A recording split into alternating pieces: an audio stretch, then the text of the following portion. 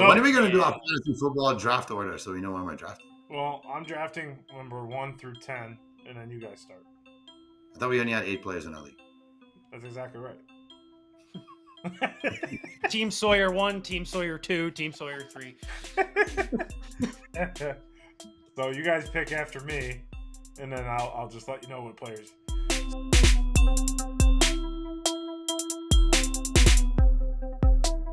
Yeah, buddy. Cinco Squad's back. What's up, everyone? We're here again for episode 170. My name is Jonathan Sawyer. With me are my brothers, Grandpa Jay and Mike A. Fellas, we have to own our mistakes. We have to own our lumps. And right. We will own it straightforward. We were not factually ready last week to talk on Shemar Stewart, and we apologize to him. Nah, we don't apologize to no one. But we were wrong in not looking at absolutely nobody. We were not ready for the discussion. We did not have all the facts on his contract. I don't have it in front of me, but apparently there's a lot of stipulations that go against him, a lot of things that are not for him, and it's like one of the only contracts in rookie history to pretty much not be guaranteed. So, Grandpa Jay, full thoughts on that after we finally got all the details. Well, it sucks for the young man because we're here thinking why is he playing the organization in this manner when it's more like the organization's trying to play him. So Shea wants Cincinnati once again, but you figure like what? Why are you not trying to get it right? There's every team wants Joe Burrow, despite the injury. Despite he might be injury prone at certain times. Every team wants Joe Burrow on their team.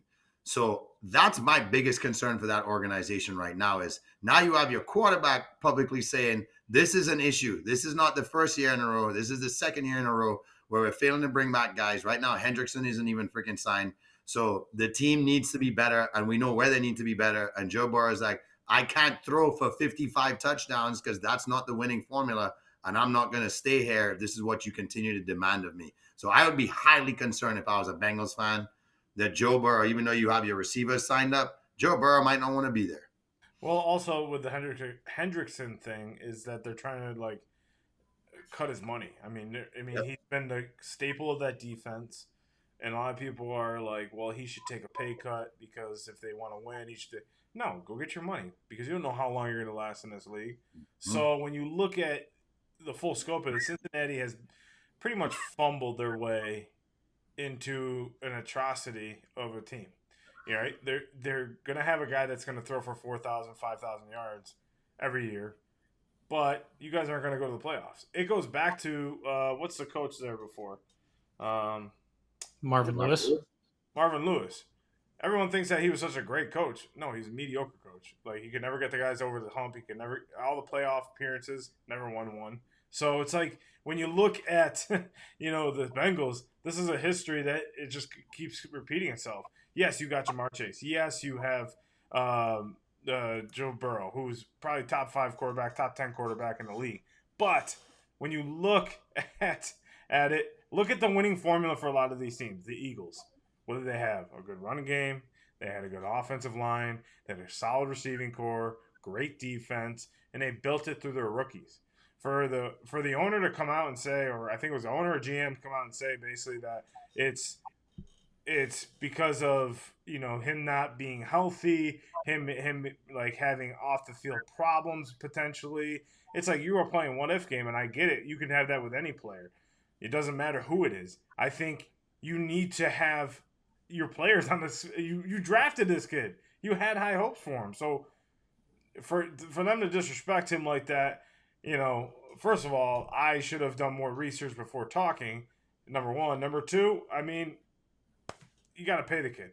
You have to pay him because what else are you going to do? And Joe Burrow's right. He can't throw for 55 touchdowns and 4,900 yards. It doesn't work. It doesn't work in the NFL. No, and the thing is that that it is not a one-time issue. This is an ongoing issue for this organization, and it's not just on the defensive side of the ball. The defensive side of the ball is the one that's gotten hit with it the most, especially now between Stewart and Hendrickson. But offensive side of the ball, they let Joe Mixon walk and really didn't replace him at running back. So now, even more so from the offensive side, Joe Burrow has to throw for 55 touchdowns and 5,000 yards. And even so, it doesn't matter if you put up 40 points if you allow at least 44 or 43. Like, you still lose a game. So the fact that the GM and team president, specifically team president, who's been more public about it, seem to be continuously on board about this should also be very alarming to Bengals fans and football fans as a whole, because it means that not only are they doing this, but they're doing this with the utmost belief that they are completely right, which means it's not going to change. So, sorry, Cincinnati Bengals fans, you had Marvin Lewis, and yes, mediocre coach, and now you have a coach that maybe could take you over the hump, but your front office won't allow you to have a roster to do it. So, But let's go there for the Bengals right, get hold on, the. let me ask Mike this, because I like the Zach Taylor point, because I feel bad for coaches where they have to come out and almost play the BS game with the media, right? Oh, I feel the excitement from our players in the locker room today. No, you don't. They're concerned. They're fucking pissed off. They're like, why aren't we taking care of business like the other teams that want to win in this league? But you have to play the art of BS because we know it's chess 24/7 in the NFL. So you can't really say what's happening. You, Mikey, you say all the time, you kind of tend to be agreeable. Could, like, for you, would it be hard to play that BS game? Because you're also a very factual guy where you're like, look, I'm not going to come up here and just spew bullshit all over the place. But if your GM and president are doing this, like a whole bunch of crap to make your team feel like it's in turmoil and the season hadn't started yet, how would you handle that situation as Zach Taylor? Are you coming out and saying the same thing? So you throw a smoke screen out there for people to be like, oh, yeah, I guess things are great and players are excited. How are you handling your presser? yeah, so as Zach Taylor, I'm the established head coach of the Cincinnati Bengals. I've been around and I've proven that to fans in the past, coaching the Bengals at the time with a more talented roster on both sides over the Chiefs, that I can get the job done. So yeah, I'm gonna be honest with you. Like, this is a distraction, and I feel like I would need to face the distraction. Like, hey, listen, it's almost a message to your GM and president. Listen, this is a distraction to my football team. You hired me to do a job. You hired me to win with a football team. You're not giving me the best team you possibly can, and what team you are giving me, you're distracting them by taking people, and this is a player driven league. These guys are all friends. Like, Good point. you are taking some of the guys they love out of this locker room, specifically Hendrickson in this case, because they don't really know Stewart yet. Taking Hendrickson and making him pissed off, which is making the franchise player pissed off. Mm-hmm. And in today's NFL, you can't have your franchise player pissed off. Breaking news: Zach Taylor is fired for calling out the front office. Cool. I'll get it. Interim head coach step in, the defensive coordinator. Cool. He would not say any of that because the fact is he can't. He's not going to lose his job over. He can. But... He can't say what he wants. Yo, certain coaches made a living out of doing it. Ditka did it. Parcells did it. And look at what happened. What? They won Super Bowls. They won Super Bowls, but they also got fired for their jobs. Fine. They had another job waiting for them. No, then give me the $30-40 million of buyout. It's a different era. You can't compare that era to this one because the media is so much more. You're going to get ridiculed. That's all you're going to see on TikTok, on Facebook, on Instagram, on Twitter, on every single social media platform is, Zach Taylor called out the media. And what does that look to the front office? What's it going to happen if it happens in a newspaper and then the next day a new story comes out? Back in the 80s and 70s, right? It's completely different. I get what you're saying they did, but it's completely different. Media wasn't as big. Where now used to it, now they put the coaches under ridicule and he's gone. He's out of here. So as much as everyone wants him to step up and be there for the players, I mean, he is, in a way. He's just fluffing it and moving on with the question. Like, let's talk about something else. But I will give the Cincinnati Bengals this bicycle horn for the worst offseason this year. So congratulations. You get the for the worst offseason this year. Right before we move off season, did you see that Rogers came out as the 19th ranked move of the off season? How much do you think that's hurting his ego right now? Well, The I mean, 19th move in the I'm the offseason. most important player ever. Ayahuasca didn't say so, guys. Ayahuasca didn't say so. But no one wanted him, right? Like they didn't want him and their team. The only team that didn't, because they had to, was Pittsburgh. Right. They backed themselves into a corner and realized that they were going to try to start a 4th round quarterback that's a project. Everybody knew was a project going into the draft, and Will Howard, or Mason Rudolph, who they literally got rid of because they didn't want him on the team anymore before. Yeah. And then they just brought him back. So they're like, well, we're kind of. I actually disagree. I don't mind that Will Howard signing. I don't think. I don't either. It's just they didn't want to start him. Well, you said it's a project, so I don't think it's as much of a project as you think. I think he's going to be similar to what Tomlin wants in his quarterback. I don't think it's going to be a huge project. But I'm not saying a huge project like you got to make something out of him. I'm saying it's a project like you have to develop him into a. That's a huge project, though. That's develop him into what you want. Like that is a huge project. But if he wasn't a project, why wouldn't they just start him this year? Right, because they don't like we say all the time with rookie quarterbacks, they should sit behind veterans. And if you have a chance to go get Aaron Rodgers with the team that you have in front of you, that means you're a project if you're sitting down, because you have to observe. But if you have a chance to go get a Hall of Fame quarterback, why wouldn't you try to go get it? Even if he has. We overrate this Hall of Fame quarterback thing. It's the moment. Where is he at right now? Right, you're going into. He is a Hall of Fame quarterback. Yeah, but he's not playing like how we remember what was the impact of his game being. But don't you credit that to the Jets organization though for not putting him a solid team around him? No, he's fallen off. But they didn't have an offensive line. We talked about it last year. No choice. He made the wrong choice. He shouldn't have gone to New York. But they didn't have an offensive line. So how can he shouldn't have gone there in the first place? That's the problem. He got traded there. Right, but even if they have an offensive line, I don't expect him to be Packers Rodgers. I mean, he's older. I don't know. That's bottom line. He's older. Yeah. I mean, obviously he's older. I get that, but you don't know what he would have been with a good offensive line. He had a good offensive line with Packers. He won the MVP the year before he left. So what do you? I mean, he tore his Achilles, and then basically he had to fight off. I mean, he got hit 5 times in 30 seconds before he got hurt in his first year. I understand. So that, if you don't, you should be the one that is arguing for this as much, because you had Daniel Jones sitting there who didn't have an offensive line his entire career. And then you bring in all these other quarterbacks. You guys still don't have an offensive line that is going to help these guys. Or a team around them. So I don't understand. Yeah, you have Garrett Wilson. Yeah, you had good receivers. But if you can't get the ball off, what if you're scrambling? And now what does he have? And now he's in the most predictable offense in the whole league. And you think he's going to make a big impact? No chance. I don't think he's going to make a big impact. That's what I'm saying. I'm saying you don't know what's going to come out of this season, because we've already said Tomlin. You already say this. Tomlin is one of the best coaches in the league, right? You have a Hall of Fame quarterback. That is not a denial. Like, he's going to be in the Hall of Fame, right? He doesn't have all these stats and records for no reason. Now, now you guys make me defend a guy that I always go against, but I'm still saying if he gets on a streak and they have a good offensive line, you never know.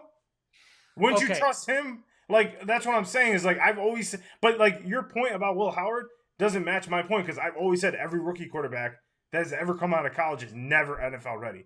The only quarterback that's come out NFL ready is Cam Newton. That is the only person in the last 12 years.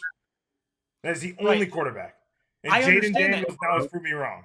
And I don't disagree. And I don't disagree with you that 99% of college quarterbacks aren't ready to start in the NFL. But the NFL starts quarterbacks they think are ready to start. And clearly, the Steelers don't think Howard is ready to start. Therefore, they feel they have to develop him into their starting quarterback, which means he is, to some degree, a project. Well, hold on, John. To your point there have been 3 that have been outstanding in their first year. RG3, Andrew Luck, and then... That was prior to Cam Newton. Yeah, you said in the last 12 years. They were within the last 12 years. Right? So, the last one was Cam Newton. You're right. Well, what about Stroud? Yeah, Stroud had a great first year. Daniels last year. Not a Cam but it is rare. It's still very rare. but consistently, right? Like Stroud fell off big time last year. We don't know Yes. what we're gonna get out of Jaden Daniels. That's another thing too, right? Everyone has Jaden Daniels as a 5th best quarterback, and has Jalen Hurts as number 9. It's like what? Von Yeah, Miller said he wanted to go play with somebody who could potentially be the MVP. I'm like, yo, MVP. That's all you care. You were playing with the MVP. Exactly. So he's like, I'm not going to leave the team. Literally the MVP. They didn't want you, bro. Like, Yeah. so that's all you care about, Von. That's my question. So, all you care about is him getting the MVP. So why are you playing? So just sign as a coach. He'll be the MVP, and then you'll. Right. I mean, that's And you great. don't have to You get can have a regular season award. That's great and win. all. He doesn't want to obviously be somewhere he can't win. So. Well, I mean, the Commanders have a good shot, but it's like we don't know what we're going to get out of Jaden Daniels this year. Correct. You don't know That what the is my sophomore point. looks like. That is my point with it because we've seen a sophomore slump. Now we have tape on. Now they have seen tape your on. sophomore slump. What? Your guy had a bad sophomore year. Who? And then he bounced back. Jalen? Yeah. Well, no, he had a great sophomore year. So it was his third year it sucked then. I thought it was second year. The third year he was third year it sucked, but it's also we had 37 injuries. Yeah, I get that. So I mean, again, offensive line was hurt. Jason Kelsey was hurt. AJ Brown got hurt. Devontae Smith got hurt. We didn't have a running back.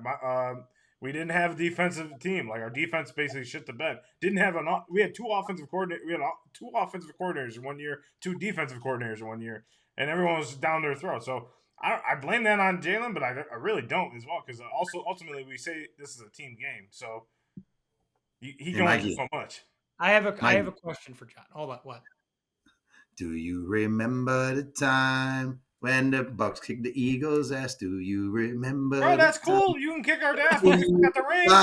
Yeah. We got the ring. Jay, you kind of don't have any backing there. They won. Yeah, you ain't got shit. Beat me in the regular season. It's just like when people say MVP. Cool, go get the MVP. I'll be happy when I hoist that trophy. You guys who won the ring. I asked him if he remembers the time. That's all. Bro, John, I told you straight up that like I hate the Buccaneers are the only team in the league I don't want the Eagles play in the playoffs. And they always come to Tampa to play them. But John, there was something I saw. There was something. Yes, a little. Stay tuned. Was something I wanted to ask you about. You mentioned Devontae Smith, and I know that there's a particular show that you enjoy. And I saw a quote from Devontae Smith that said that he thinks Love Island is a stupid show, and I want to get your reaction as both a Love Island and Eagles fan. It is a stupid show. It's a dumbass show, but I mean, it keeps you intrigued every week because they show a lot of shit that you don't see, and it's like, okay, you put these people on an island in Fiji.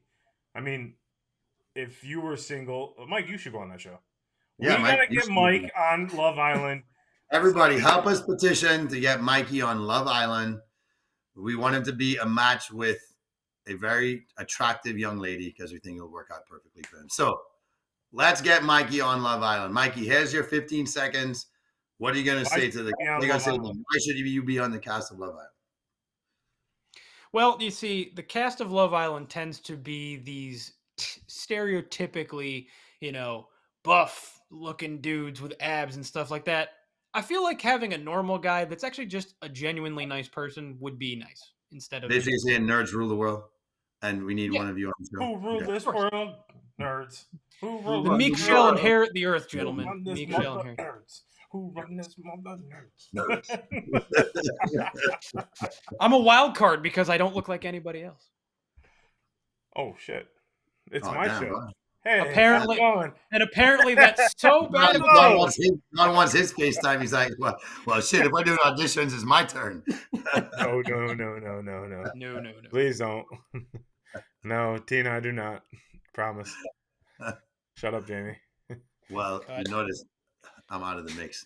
I'm too old for Love Island. I'll be considered the pedophile of the show, so we can't have that. Oh, that's the only reason. That's the only reason. But there's 100 reasons why. So, main reason. It is a dumb show. I mean, but I mean, it does get you. Like when you start watching, you're like, God damn! And then they do the perfect thing where like they go to the next episode, and if you're watching it live, like, I gotta see what happens. Yeah. Like, who would do the ace? Come on. It's like, all right. So what's the term for that? Like trash TV? Is that what they like? That stupid reality? Yeah, exactly. All right, so Love Island tends to capture the attention of everybody, right? Could baseball learn a little something from Love Island's tactics of drawing people in, and are they doing a terrible job at getting anybody to care about the trade deadline? Sorry, Josh Donaldson, you've been dumped. You've been exiled from the island. Could you imagine? You no longer deserve to be here. You've been Leave relegated. San Francisco. No, I think there's a lot of trade deadline moves. I don't think like when you look at the trade deadline for a lot of teams, it's dumping. But it goes back to what Mike said. It's like, do you want to build your franchise or do you want to give away players? And this is in this term of the Pirates. Like, do you want to continue this team because this team's not bad, but do you want to dump away all your young talent Again for another development and whatnot? So I like the trade deadline. I pay attention to it more than I do any other trade deadline. But I don't know. I think teams are getting a lot more conservative with their trades lately. It's not as blockbuster as it used to be. The blockbuster trades aren't really blockbuster ones, right? So teams are like depending on their farm system and depending on their team to help grow what they have. So I don't know. Win with what you got, right? It's a long season. Yeah. You can't. So would you guys say like the formula for winning in the MLB now is shifted even more towards like off-season pickups, where you really have to plan out a strong off-season if you have hopes of winning, because the deadline is going to be kind of so scarce as far as what you can get? Yeah, I mean, you have to build that farm. I think you have to build the farm system. You have to build because it's a long season. We're seeing pitchers ultimately go down as frequent as possible. If anything, this will probably be the most moving of pitchers that we've ever seen this trade deadline, just because there's so many pitchers going down with Tommy John, so many bullpens getting depleted because guys are just not able to control anything, have any location. So I see it as like the most moving as for pitchers this year. Jamie? I feel like your sample set works out better for you if you're having a more predictable type of season to say we are in a position to succeed and we're this player away, whomever that shall be. So take it the Cubs right now, right? The Cubs are probably a starter away from basically say we might win the NL pennant if we get that starter, so we could put two guys out there and we could steal the first two games of any series because we know they have the bats this year. So I like the moves mid-season more at the trade deadline, so you're planning before the year even starts, because to me, your team has told you we're competing already. Like their play has spoken for them. You're well into the season and you know for sure you're a contender. And now you know what you're missing. So to me, it's a much more predictable scenario because your team is your team at that point. Like you know your strengths. You haven't started off yet. You have no idea what you're going to get from whom and how long you even have them for that sample set. So that I get the whole idea why. I know there are a lot of people saying too, well, how do you even create a system where maybe teams can't pick off as often as they do? Because are we really getting to know whether teams are building dynasties or building teams? Or are they just constructing something that has to work and it's just fitting pieces together? And that's why I feel like management at the baseball level is probably the hardest, because there's so many different areas of the team that have to make sure that they're highly functional to win. In the NBA, like your defense is playing great, you're going to make a deep run. You know what I mean? You know, same thing in NFL. Your defense is on a hot streak or like you're playing at the right time, you're going to win. In baseball, it's so much of constructing that depth. John says it all the time when you say it. And if that depth is where you need it to be at the right moment, then chances are, even if guys start going down in the playoffs, it's okay. You have players that can be there for you. So I love the fact that like big moves happen in baseball because it's fun to, sometimes people hate it, but I like to see the good teams get better. It's like, well, shit, here we go. Here's the real challenge now. And it's more like you just put the monkey on your back. You better freaking win now you added that person to your roster. Well, it's also to the fact that, you know, I'm a big proponent in, you know, I lost my train of thought. I don't even know what I'm a big proponent for. So I know what you're a big fan of. Mikey, go ahead and say it. John is a big fan of women's basketball, ladies and gentlemen. You guys don't see it, but I often come home and instead of work, he has the game on. He loves the commentary. For some reason, he thinks that the women's basketball game is so much better than the men's now. He'll never tell you guys that. But between us. Well, I mean, it was my first beat, so I don't mind women's basketball, to be honest. Yeah. It's not. Speaking of like your old stomping grounds, didn't you mention something tonight when you were watching the tournament that's going on right now? Oh yeah, we got the basketball tournament going on, and the cool part about Bayheim's Army hosting, they got eliminated by We Are D3, and don't get me started on Turkish basketball right now. But they're playing at my old alma mater, my community college I went to. But that's pretty cool. I like that they do this basketball tournament. I think it's grown so big and so pretty much nationwide that it's a cool opportunity to get that nostalgia, right? Like you're seeing players that you watched growing up. Some of them, for me, growing up, watching like Raheem Christmas and Chris McCullough and all these Malachi Richardson play for Bayham's Army. It's like you always thought about what if all these players played together in their prime, like when they were at Syracuse. Oh yeah. Or for you, Kentucky, like imagine all the great Kentucky players playing at the same time in the prime. It's like holy shit, right? The rim is rocking nonstop. So when I look at the basketball tournament, that's where it brings back to me, brings back nostalgia. But it also is cool to see like teams like We Are D3, even though they knocked off Bayham's Army, they're a strong-willed team. I think they're a bunch of Division III athletes, basketball players, and they're just, hey, this is our time to shine. Let's go. And a team with good chemistry and ready to go. I mean, we always say is little people. Woo, let's go. Little people. So I like the basketball tournament. It's a good tournament. So, what? Oh, I was just gonna say, like, speaking of little people, when I saw Bayham's Army playing, when I saw the roster get released too, one of the names that just all of a sudden just popped out to me, I'm like, oh yeah, Frank Mason. I remember him from like Kansas. Mm-hmm. It's like, oh geez, yeah, he was a little, not a tall guy, but man, he was really good. So yeah, that random names that you just kind of forget were really good in college. Yeah. It's cool to see where they're at now and like see them coaching or be a part of the team. I mean, we had our lifetime guest in Idris. I mean, he was coaching the Bonnie's team at one point, and they just couldn't get enough people on the roster. But it's pretty cool to see how it is expanded and it's been continued. You win $1 million at the end too. That's always a bonus. Yeah, that's pretty nice. But as we kind of move forward, Scottie Scheffler. Scottie. Decided that the Open's going to fulfill him. And he's going to fulfill him in a big way by winning big time. This guy is playing the best golf I've seen and most consistent golf I've seen since Tiger. And I know everyone's making the same comparisons, right? But it's just unreal. And he's doing it nonchalantly. He's like, okay, hit the putt. Okay, three, puts it right in. Like, even when he gets in trouble, and they made a joke on the broadcast on Sunday that he hit one on, I think, 14 or 15 into the bunker off his drive. And they're like, well, he's just trying to give himself some difficulty today. He wants to give himself a challenge. A little bit of a challenge. And then he takes that shot and puts it within 3 feet of the hole, right? Like, it's just unreal the way he's playing. And he's making it very simple. And I think he doubled down on his fulfillment of the game. He came in, he basically said, because a reporter asked, like, does this fulfill you? Like, as a little joke. And he's like, I think a lot of people took my words out of context, as they normally do in this world of media, that, yes, I love this game. I love golf. It's provided me a life for my family that they don't ever have to work, right? My wife does not have to work. My family does not have to work. I am making so much money that I can provide for my family, and that's the ultimate goal. When you look at the landscape of just us, like we would love to be that person too for our families, right? But he was like, it's just if you were to tell me pick my family or golf, I'm picking my family 100% of the time.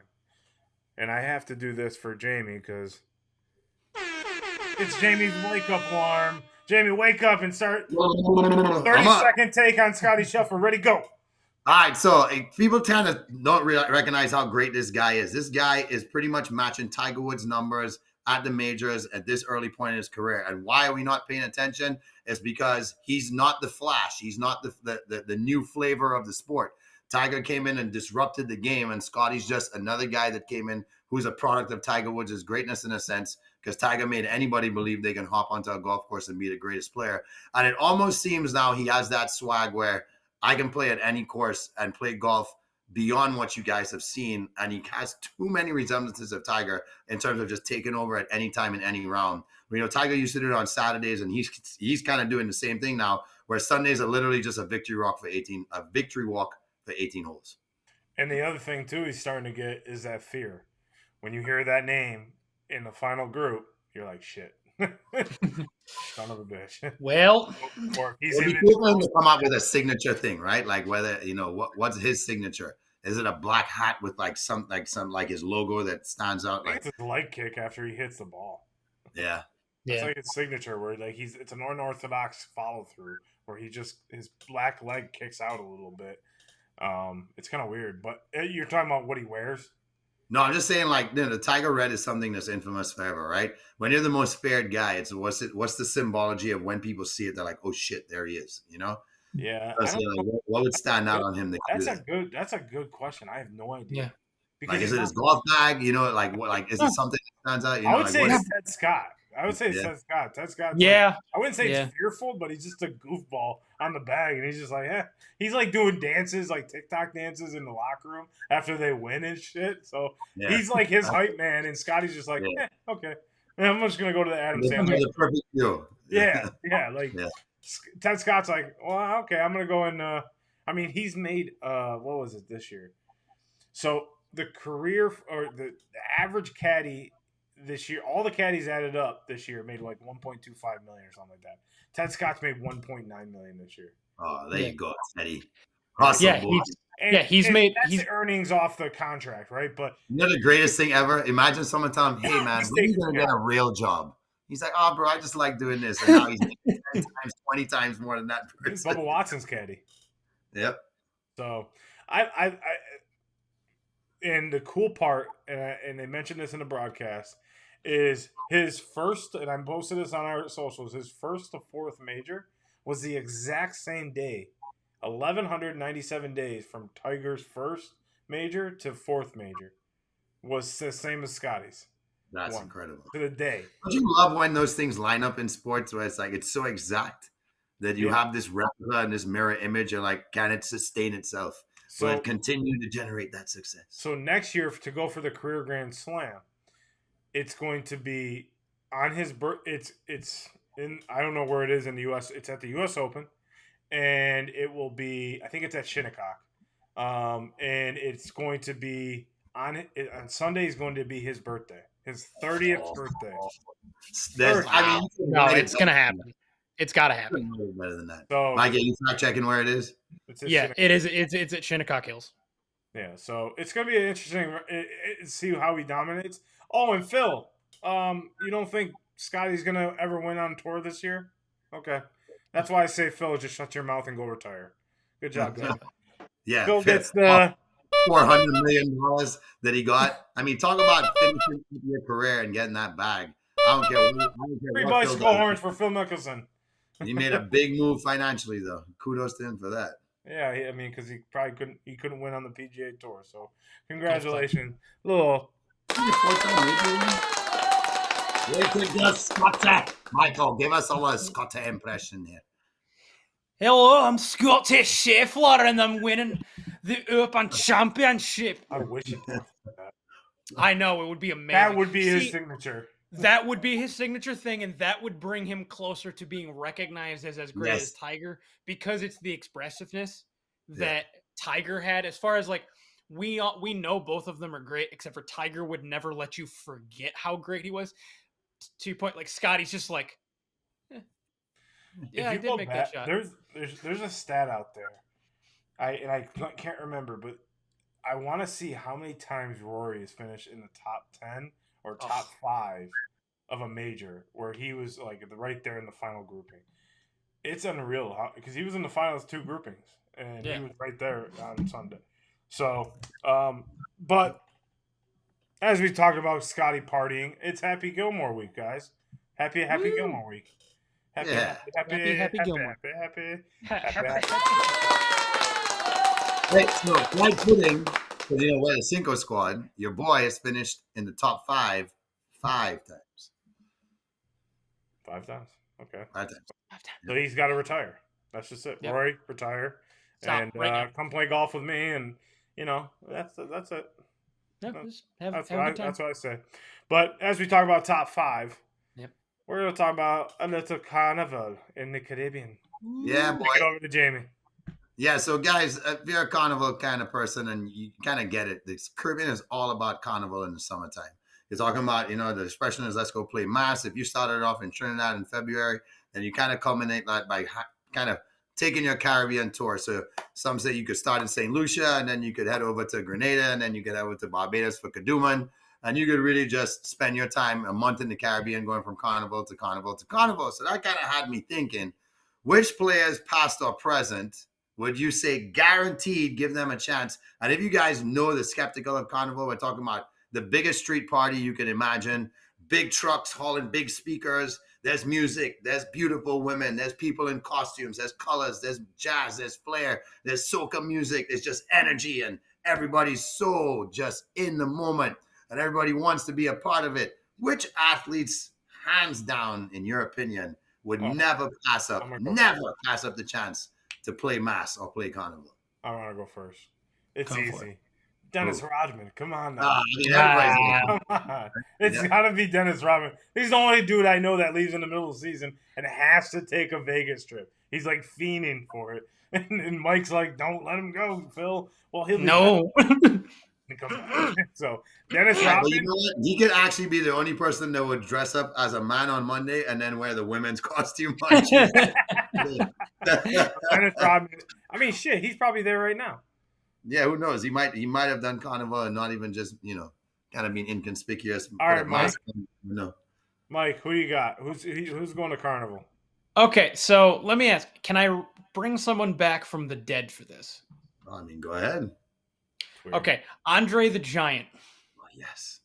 Andre the Giant, 100%, because just in a normal chill environment, he once apparently drank 150 beers. Andre could go and take as much alcohol and probably other stuff as you could possibly want him. And no one's going to mess with, if you're with him, no one's going to mess with you. Like, no one's ever going to ever step to you, no matter how messed up they are, because it's Andre the Giant. He's 7'4". Like, yeah, no. Bodyguard and party animal. All right, Mr. Party Animal. Who are you taking with you back to St. Lucia? All right, so the golfer's choice would be John Daly, because John Daly would make it a great time. He'd have his own bus and have about 20 women rolling out the bus. You gotta bring a golf cart with you. So maybe you pimp out a golf cart and you see John Daly just pulling up in it, no shirt on, of course. He's gonna have his golfing pants on. He'll probably have some bedazzled gloves or something. I guarantee you, somebody give him this huge headpiece. So people don't understand this guy. This guy's all about fun. I think he'd fit right in. People will look at him and be like, there's no way this guy would love carnival. I guarantee you, nobody would be having more fun than friggin' John Daly at carnival. So that's 3. Right? I'm going to go with what you mentioned to us before the show, and that's Derek Jeter.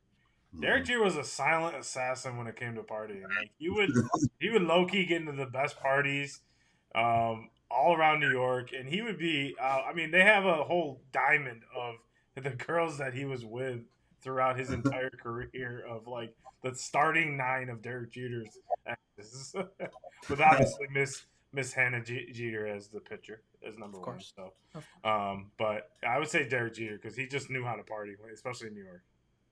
Okay. All right, who wants the last one? Let me pitch one to you, and feel free to throw them out. But what about Alexander Ovechkin? Oh, for sure. I don't know. All right, how about Rob Gronkowski? Rob Gronkowski. I was about to say, come on, someone say it. Oh, wait, how about your boy? How about the Kelsey brothers? Yeah, I mean, that'd be good. Yeah. Him or Bo Allen, too. My boy Bo. True. Bo Allen, but it's definitely Gronk. Gronk spiking everything. He'd be spiking shit. Accidentally hit people. Like, it'd be just epic. It'd be fun as hell. It's like, no, that's a bottle of rum. Oh, fuck it.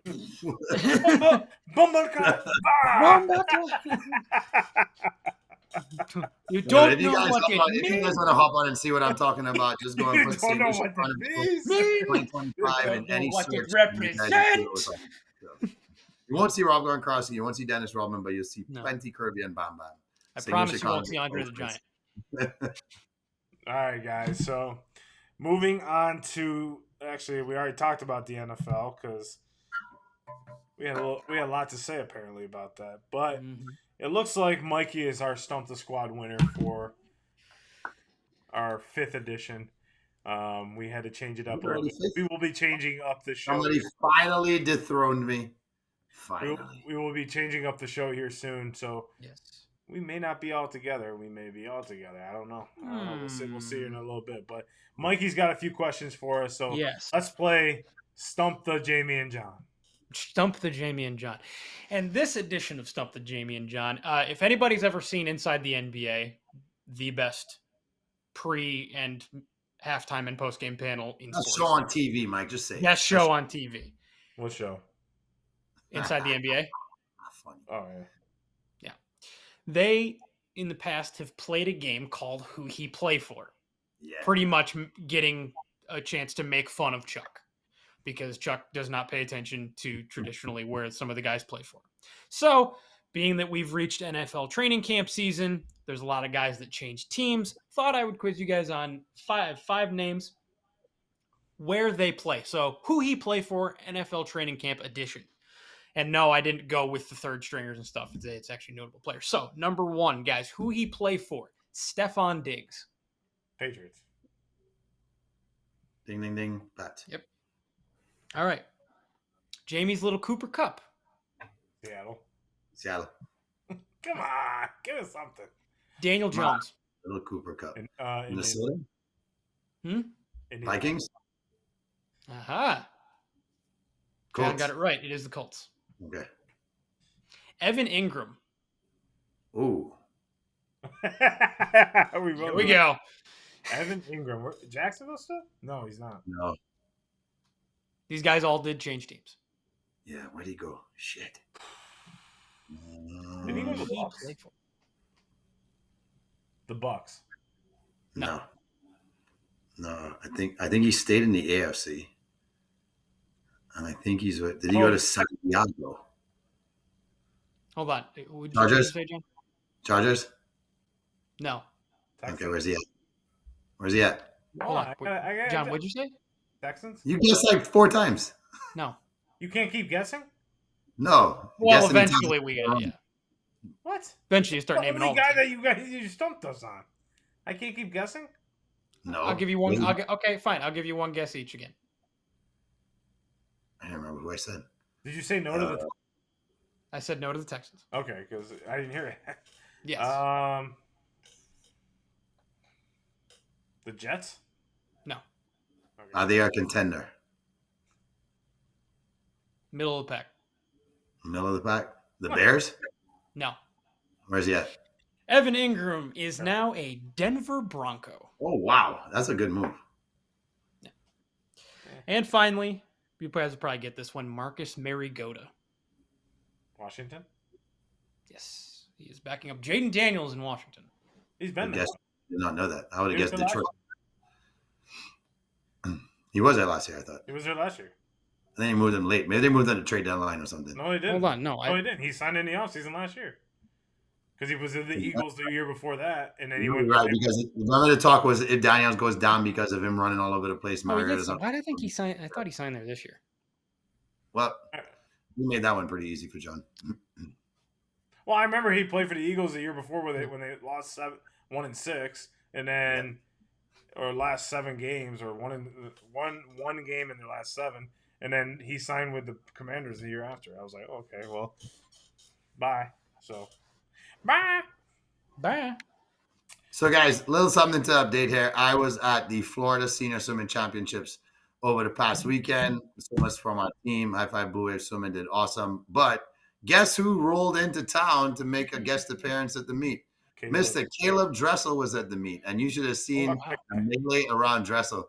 The guy literally had kids surrounding him, could not leave. So when you swim the 50, you swim down to the opposite side. You have to walk back around to get the stuff that you left in the little cubby hole, right? So he goes back down there to get it, and kids knew it. So they would just hang out waiting by his towel or whatever he took down, his freaking hoodie. There's like 19 kids waiting there for their photo ops. The guy's a gracious guy. He says... he says hi to them, he talks to them. I know he also fucking kid, right? Kicked him in the pool. He's a pretty humble superstar. Get out of here. Give out my cubby. He also got beat by a young gator in the 50 freestyle, who went on to also win the 100 in a blistering 48.8. And this kid's going to be something. 19 years old, one of the top time swams so far this year in the 100 free in the U.S. So this guy definitely has a future in the sport. And it was just exciting because what sucked for the other guys is as soon as Caleb was coming to swim, all the swimmers would rush to the edge of the pool. All the fans are up on their feet. Everybody's phone is out. And then everybody's like in it. And then the next heat comes up and you could hear a freaking pin drop. And all the other guys are like, well, goddamn, I needed to be in Dressel's heat. And one of our guys was actually in the heat with him in the 50 fly. Unfortunately, he didn't really keep up with him. But at least by now, he could say, I raced Caleb Dressel at senior championships. You should have raced him. Yeah. Bro, I ain't swimming no more. Impromptu race. I believe in you. I'll train you. I believe in myself with a little damn freaking engine strapped to my feet. Then I'll be able to keep up with this guy. He is freaking if you ain't cheating, you ain't trying. That's what I was saying. Right. Ain't trying. So, get come on now. Yeah. You get some fins like Kevin Hart did and just... You were saying earlier that you could keep up with anybody if you were wearing fins.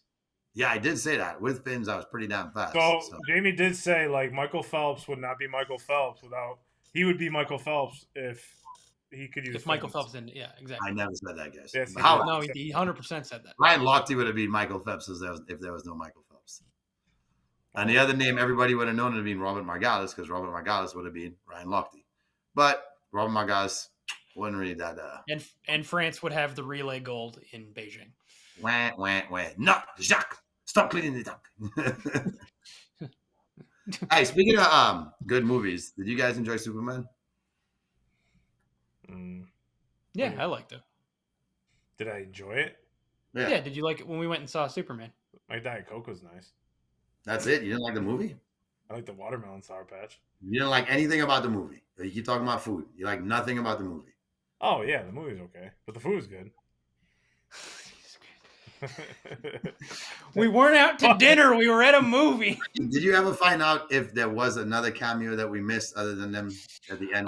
Yeah. So I looked it up a little more. I Googled it. And no, the one we saw of him and Crypto sitting on the moon was the only one. That was the best part of the movie.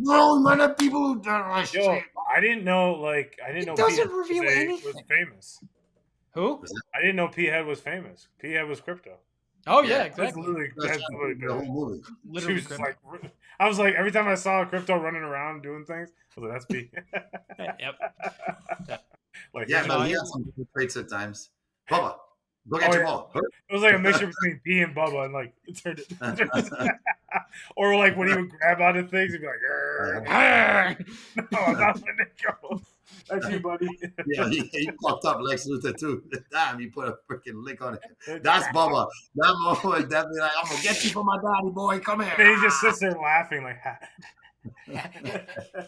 that a boy. No, it was the jumping on Superman scene for me. Yeah. Stop. Early in the movie, yeah. Right in the beginning, yeah, when he needed to be pulled back to the lair. If you guys haven't gone to see it and you have some younger cousins or nephews, nieces, whatever it is, take them to go see it. Mikey highly approves too. John approves of the Diet Coke and candy you can get in the movie. So look at that. You got a perfect combination. Yeah. Good movie, good snacks. Yes, so make sure you do that. But we got Happy Gilmore. Will you guys see Happy Gilmore this weekend? We got 2 days. Or at the time of the dropping, it'll probably be the day of Happy Gilmore 2. I'm excited to see it. I think it's going to be hilarious. Another movie night? AMC. Half off on Tuesday and Wednesdays. You're going to be okay. It's coming out on Netflix, so we can watch it from the comforts of our own home. True. Oh, that's true. I don't have to go sit next. You don't got to go sit in a theater. Oh, you can create it. Okay, so if you're gonna bring your kids to the movies, teach them lessons. Like, hey, stop talking. Ladies and gentlemen, please be considerate and put your phones away now. That is Hi, I'm Jamie Peterkin, and this is Newbie. Hey, use my whole name. First time on the show. Now you guys actually know my real name. It's Jameson Peterkin III. Hi, man. They used to call me Peterskins before. Peterskins. Yeah, Peterskins. Peterskins. You gonna swim in it there, poo? Peterskins. I'll tell you what, boy, I might just take a good shot. So the I can't do NFL. So why is everyone? It's so funny too with the NFL right now. It's like, Mhm. oh my God, Russell Wilson threw for 4 touchdowns today in training camp. Oh, I know. It's the first day of training camp, and he's They not even love having a the defense. stories of I hope he We're can throw for winning. 4 touchdowns. We're winning the Here's- Super Bowl. Here's the one that makes no sense to me. I can't wait to see Ashton Genty in pads because he runs so physical without them. Yo, So this dude pads was make him sitting. more physical. Did I you thought see- pads would take away the impact. Did you see him on the bus stop? He was at the bus stop, full pads, Yeah, he's different, bro. full, He's an animal. full gear, Raiders He's an uniform and everything, just sitting there like, He's an animal. yo, one of these days this shit's gonna come down on Oh me. my God, yeah, it's gonna He's not crash off. tonight. What do we say that we'd make it not tonight? Yeah. Oh, look at that! And Mr. Aaron Judge has surpassed Aaron Rodgers.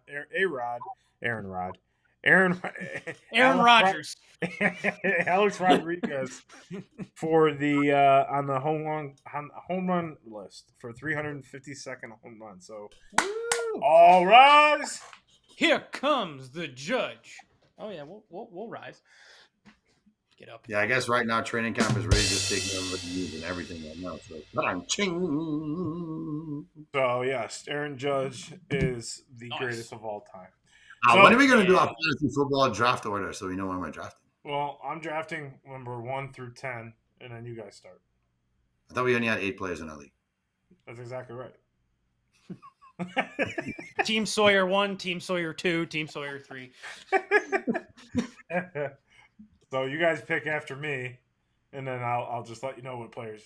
So Trey Day is gonna get Ben Roethlisberger. Brandon, the champion, gets to go with I don't know. I can't think of a name right now. Tom Well, Brady. he's a Lions fan, so probably Barry Sanders. Yeah. So I'll Legacy. get Eli because Eli. and that's how we end the show. So fuck you. Yeah. Unfortunately, there's not shit to talk about this weekend because there's not much coming up that we can get excited about. However, to get excited about here in the future. So make sure you guys are tuning into our socials. We have a new format coming to the show. We also have tailgate crashers coming back. So make sure you guys tune in because we got tailgate crashers. We're gonna be out at tailgates crashing, and yeah, that's about it. Yeah, that's all. We're gonna tailgate crash stuff. I'm just gonna run. He's just gonna run through tailgates. So watch out. I don't even care. And make sure you feed me because I'm hungry. Bro, I think we're gonna partner with the Slutty Vegans. Remember when we were at the tailgate for Run. Miami? Yeah. I ate so much food. Oh, so much. Well, Remember, I couldn't eat so- anything. You couldn't eat it. I have You were talent. eating the rice. You Thanks were for eating your the rice, talent. moving the pork. You were moving the pork out of the way. Yeah, I think we got a bag of salad or something. You know what was somewhere cool around here. about that Miami tailgate though is that we met that generational, where it was 3 Yeah, that was awesome. generations. Yeah, that was really cool. And they've been doing it for like 40 or 50 years there. That's Mm-hmm. cool, and that's what we do these tailgate crashes for. Is like to meet people like that have I mean, generations. you met that guy from Jamaica. Was it Jamaica? He was flying. Oh to yeah, the Jamaica. Eagles fan, the big. Oh ass yeah, just I was like, just yeah, that's in the- my guy. I remember that we're His walking name. along the rows, and just in the distance, we see I a always flying thought they Eagles were- flag, and we're like, we got to go over there. Yep. We gotta go back down to Miami and see that guy. I'll bring him a Yes. championship T-shirt with a And single smoke a cigar logo with him. on it. And you know what? The thing is like they were making the best smelling food, Mhm. but Bro, we their had food was already eaten delicious. so I had much. so much. Yep. I had so much. What you mean? Like it was delicious. You guys walked away and did shit, and I was sitting there like, when you Thanks, guys bro. got back. So basically, Jamie and Mike are going to be the tailgate crashers. I just find a tailgate and start eating. No, you need to just get a freaking cam on your head and you just go to John eating more food. We now cut over to the John cam. Plate number 4. Will This he one. eat more plates than the whole road team will score in the first quarter? When are we going to do our fantasy football draft order so we know when we're drafting? Well, I'm drafting number 1 through 10, and then you guys start. I thought we only had 8 players in our league. That's exactly right. Team Sawyer 1, Team Sawyer 2, Team Sawyer 3. So you guys pick after me, and then I'll just let you know what players. So Trey Day is gonna get Ben Roethlisberger. Brandon, the champion, gets to go with I don't know. I can't think of a name right now. Tom Well, Brady. he's a Lions fan, so probably Barry Sanders. Yeah. So I'll get Legacy. Eli because Eli. and that's how we end the show. So fuck you. Yeah. Unfortunately, there's not shit to talk about this weekend because there's not much coming up that we can get excited about. However, to get excited about here in the future. So make sure you guys are tuning into our socials. We have a new format coming to the show. We also have tailgate crashers coming back. So make sure you guys tune in because we got tailgate crashers. We're gonna be out at tailgates crashing, and that's about it. Yeah, that's all. We're gonna tailgate crash stuff. I'm just gonna run. He's just gonna run through tailgates. So watch out. I don't even care. And make sure you feed me because I'm hungry. Bro, I think we're gonna partner with the Slutty Vegans. Remember when we were at the tailgate for Miami? Yeah. I ate so much food. Oh, so much. Well, I couldn't eat anything. You couldn't eat it. I have You were eating the rice. You were Thankfully, eating the rice, you're moving the pork. You were moving the pork out of the way. Yeah, I think we got a bag of salad or something. You know what was cool about that Miami tailgate though is that we met that generational. Where it was three generations. Awesome. Yeah, that was really cool. And they've been doing it for like 40 or 50 years there. That's cool. And that's what we do these tailgate crashes for is like to meet people like that have generations. You met that guy from Jamaica. Was it Jamaica? He was flying. Oh yeah, the Eagles fan. The big ass. Oh yeah, I was like, that's my guy. I remember that. We're walking along the rows, and just in the distance, we see a flying Eagles flag, and we're like, we got to go over there. Yep. We gotta go back down to Miami and see that guy. I'll bring him a championship T-shirt with a single on it. And you know what? The thing is like they were making the best smelling food. Mm-hmm. But we had already eaten so much. I had so much. What you mean? Like it was delicious. Yeah. You guys walked away and did shit, and I was sitting there like, when you guys got back. So basically, Jamie and Mike are going to be the tailgate crashers. I just find a tailgate and start eating. No, you need to just get a freaking cam on your head and you just go to John eating more food. We now cut over to the John cam. Plate number 4. Well, he eat more plates than the road team will score in the first quarter.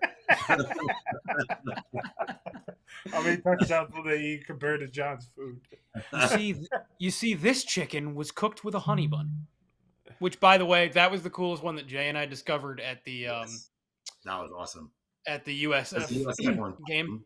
Yeah, there was it was one of the fraternities at USF, and they just the secret of grilling chicken with a honey bun on the grill to infuse honey glazed flavor into it.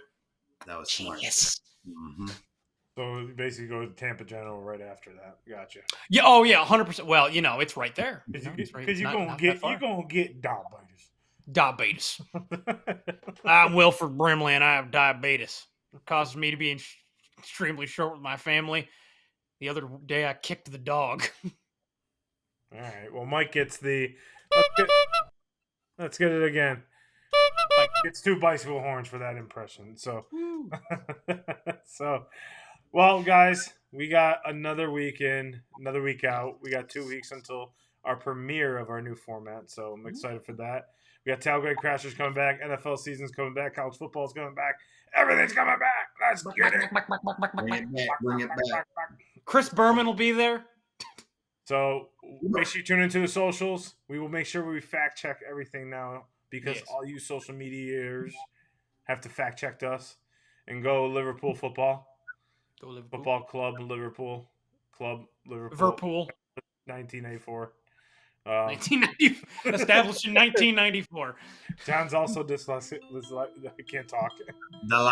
John is dyslexical right now, and we'll be signing off. Ladies and gentlemen, thank you once again for spending a crazy hour of your time with us. We are Cinco Squad.